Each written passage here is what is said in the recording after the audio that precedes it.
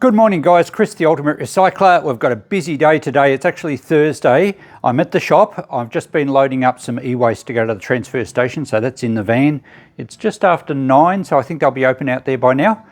I've also had to check the tubs here because if you've been following the series, we've had some big stormy weather lately. Fortunately, the last big forecasted storm event missed most of here. We got about 20 millimeters of rain out of that, which is not far. It was about 22, so not far off the inch in the old scale, which brings us to about 4 inches, about 100 mil for the last week, most of which was on Sunday when we had all the floods happen. I'm checking the tubs at the shop today and I'm going to empty them because we did get a bit more come into the shop, not as bad as the first event, but they are forecasting storms and ongoing humidity for the next week. Nothing quite as severe, but I think Monday next week is supposed to be up to 20 mil or more. And with any of these sort of days, they might forecast 2 to 5 mil or something on the Weather Bureau site. But if you're underneath a storm cell, in this humid weather, you could get an inch in like 20 minutes. So that sort of weather situation really causes havoc with our very poor condition roof at the shop. So I'm going to empty all the tubs first. The van is loaded. I've got to go out to the transfer station. I'll do that pretty well straight away. I've also got to finish emptying the van. I have a lot of stuff I got from the school, a lot of laptops. There's an air conditioner to scrap out. There was a couple of lawnmowers. They're already out of the van. But I need to have the van empty because when the girls finish at the cafe next week, they need the van because we have to move a whole heap of tables and everything. So it needs to be empty and available.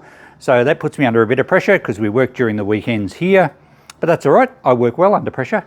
Let's go and check these tubs to see how much rain came in the last storm we had, which was 2 days ago. Now the tub in the corner at the front here in the blokes section really usually copes quite well. So we've got just a couple of inches in the bottom. I think the white one's actually empty. It just drips in through the corner. There must be an issue with the guttering here. But it's never really, although the other day when we were here, the other night when it was pouring, we did have to empty that twice while we were here because it would have overflowed. But generally that tub handles most regular leaks. The rest of the shop's been pretty good, and a few people commented about, all Christine's fabric and all our stock. The main shop is good.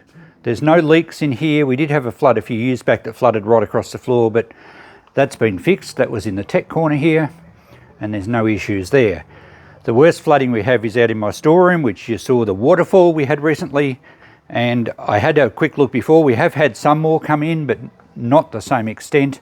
And also the kitchen area through here, where we've got buckets all over the floor. And one of them's half full. So that's obviously the spot where most of it comes in. And the blue bucket over there is almost full. So there's been a fair bit of water come in here again. And I didn't pan right up the other day, but you can see the state of the roof. It's pretty sad, and there's an internal box guttering run right along this section of the shed or the shop because the main room has a separate roof to this one, and I think this is an add-on many years ago, and you can see the rough timber poles here. This is a very, very old building. The actual framework of this building would date back well over 100 years, and the brick frontage was probably added in the 50s, and then has been bits tacked on all along. So consequently, this spouting or guttering is very hard to fix because it's not just a simple gutter along the edge of a building. Hang on, I'll turn the light on. All right, so we have nothing in that one. That one's nearly half full. I put an extra one there. There's a little bit of water in that. Bit in the bottom of that one. And the one that's sitting on top of the power box has filled up a bit. So I will empty these today just in case we get a downpour. And if we have as much as we had the other day, really the tubs are worthless because once they fill up, the water just flows over. So as I mentioned in the last video, most of it I think flows out under that roller door. There's a kind of roller door behind those shelves, and that's where the piano is out the front. So most of the water leaves the shop straight away.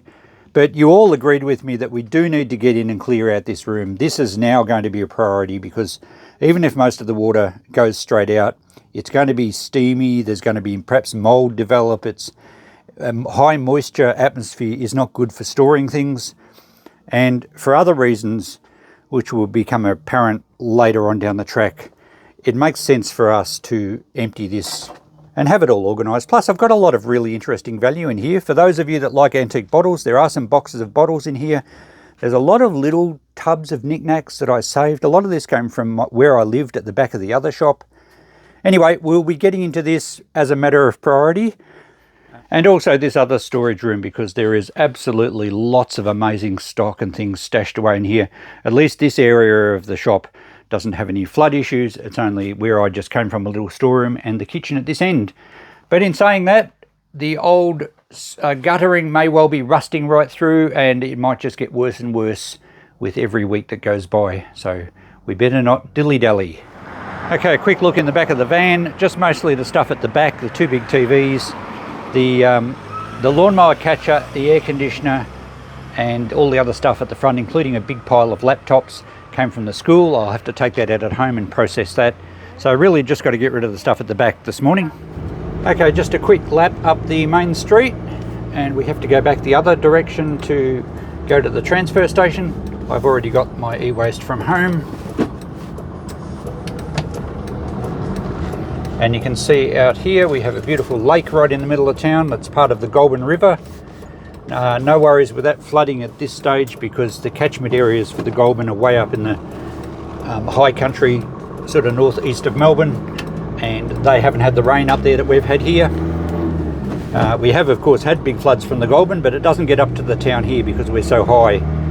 And the lake is actually not just a single lake, it's part of the Goulburn River, and it's quite a complicated network of waterways, and certainly properties along the edge of the river suffered, including my girls' cafe.